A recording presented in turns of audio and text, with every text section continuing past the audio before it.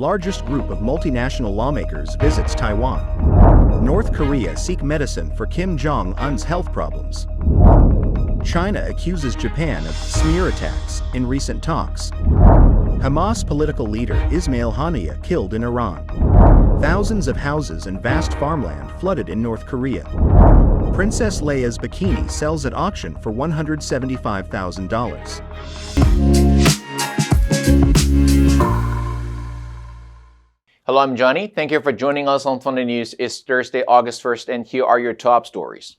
Taiwanese President Leia welcomed what he called the largest ever delegation of foreign lawmakers to Taiwan and said Tuesday it showed the importance of democracies uniting, even as Beijing pressured members of the delegation not to visit.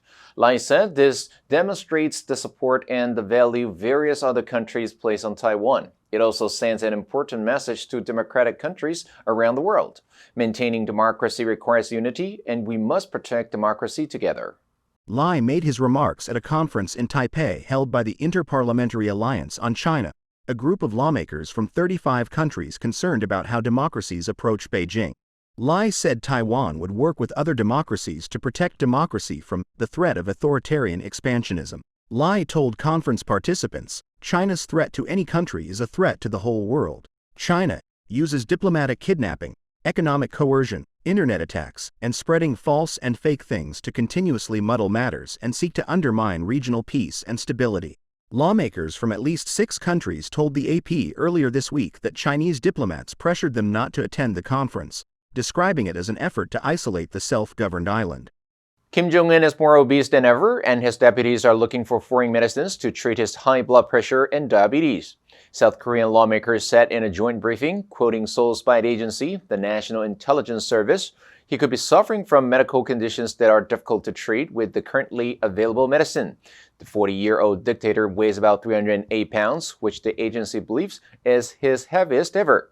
This puts him at a high risk of heart disease, and he has been showing signs of high blood pressure and diabetes since his early 30s. They added that if left untreated, Kim could be affected by hereditary cardiovascular diseases, as both his grandfather and father, who ruled the reclusive communist regime before him, died of heart issues. Kim is looking for alternative medicinal substances, which has prompted speculation that he is suffering from conditions that cannot be treated immediately. The dictator, about 5 feet 7 inches tall, appeared to have lost about 44 pounds just 3 years ago. State media footage from that time also showed a leaner Kim, raising concerns about his health.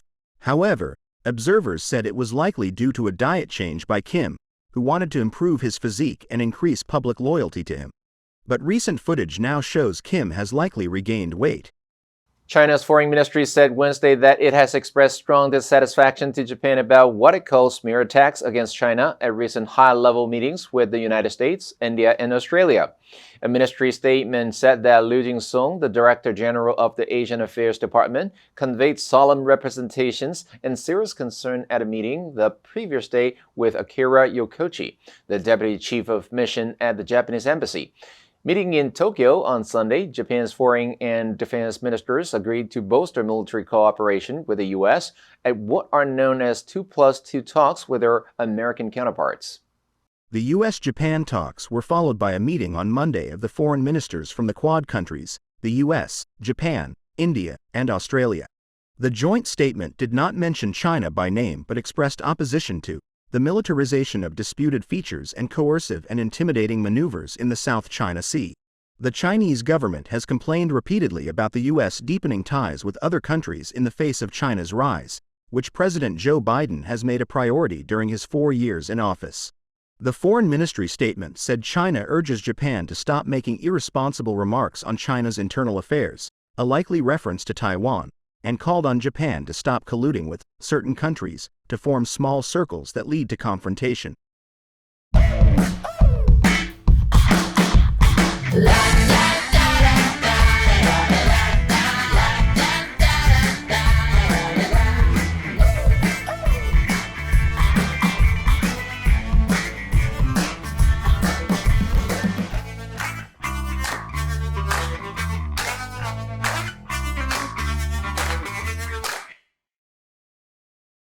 The Palestinian militant group Hamas announced that its political chief, Ismail Haniyeh, was killed early Wednesday in the capital of Iran.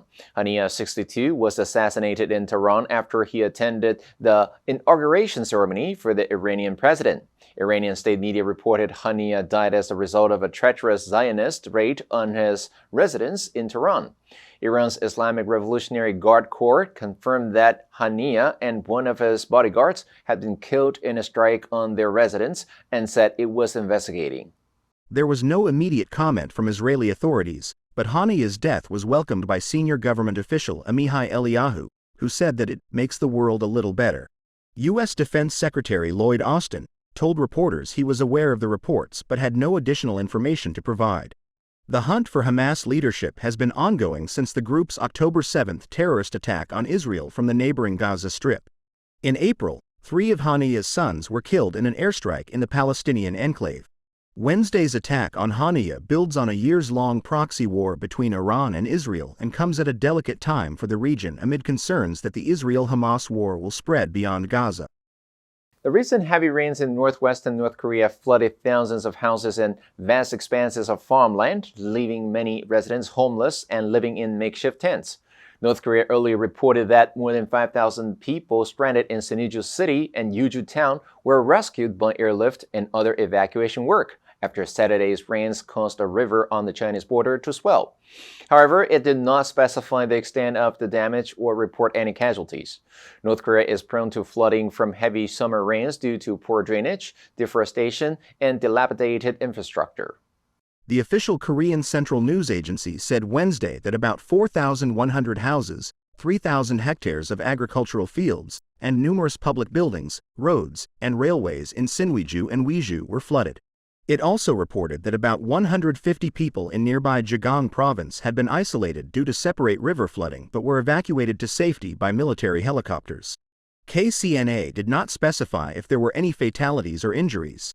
In an emergency Politburo meeting in Sinŭiju, Kim Jong-un presided over decisions to build 4,400 new houses, strengthen embankments, and restore damaged facilities in Jogong province.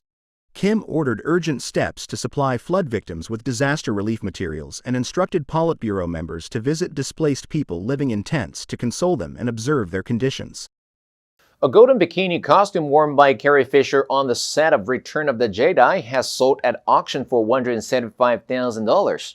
The 7-piece outfit, which includes hip rings, an armlet, and a bracelet, went to an unidentified bidder during a 2-day sale featuring over 500 items of Hollywood paraphernalia.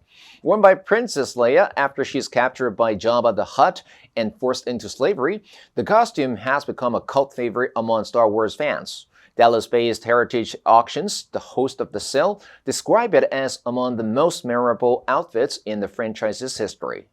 The costume has also attracted criticism for sexualizing Fisher and her character. In 2016, the late actor described her discomfort at being nearly naked, telling NPR, "It wasn't my choice. When director George Lucas showed me the outfit, I thought he was kidding, and it made me very nervous." Based on sketches by costume designer Nilo Rodas Yamero, the outfit was created by jeweler and sculptor Richard Miller using resin and urethane. In a behind-the-scenes documentary, Miller later said that the costume's skimpy appearance was intended to illustrate how Fisher's character had grown throughout the original trilogy. The answer for yesterday was A, rampage. The prisoners went on the rampage, destroying everything in their way. Did you answer correctly? Now let's delve into the news of North Korea seek medicine for Kim Jong-un's health problems. Number 1, hereditary.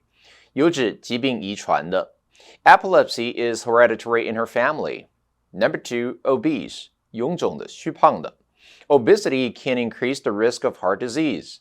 Number 3, reclusive. 独居的,隐居的.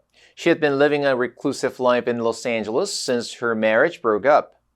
Next, we have a multiple choice question for everyone to practice. Which answer would you choose? You can write your answer in the comment section. The correct answer will be announced tomorrow.